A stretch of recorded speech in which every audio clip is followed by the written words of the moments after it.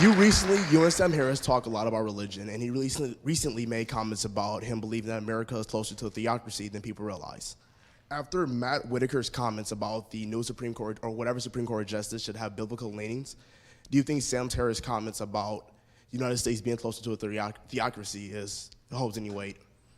I mean, I think that Sam sees theocracy behind every rock and tree. But I really like Sam, and I'm friends with Sam. But the idea that we are on the verge of theocracy in the United States is asinine.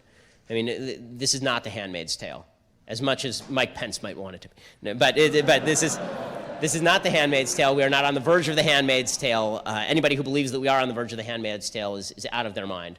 As far as the idea, like in which area? When you say that we want somebody to have biblical leanings, the truth is that I would like a lot of people in the United States to carry what I consider to be traditional Judeo-Christian values. I think that's an important thing because I think that the Enlightenment itself is rooted in those values. I had this conversation specifically with Sam for an hour on the Sunday Special when we discussed the roots of the Enlightenment. One of the big mistakes I think a lot of kind of neo-Enlightenment thinkers like Sam or Steven Pinker like to make, I think it's a big mistake that they like to make, is they sort of suggest that the Enlightenment sprang out of nowhere. Suddenly reason, yay! And it was great. It was the end of the 18th century, and suddenly everybody realized that reason was awesome and religion sucked, and then everything was great for 200 years. First of all, everything was not so great for the following 200 years. I mean, there's a record number of people in that 200-year period. But beyond that, the truths and goods of the Enlightenment came about in a specific time and place. They didn't come up in China, they didn't come up in India, they didn't come up in South America. They came out in Western civilization, a civilization that was predicated on certain principles about truth,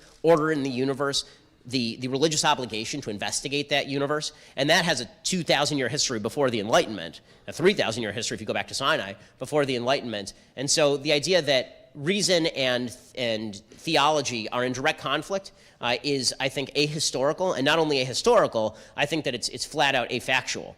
And the fact is that an enormous amount of scientific progress was made before even the Enlightenment. Many of the members of the Enlightenment who were scientific scholars were themselves deists. They were at least believer in a higher power. And many of the people before that were actively working with the Catholic Church.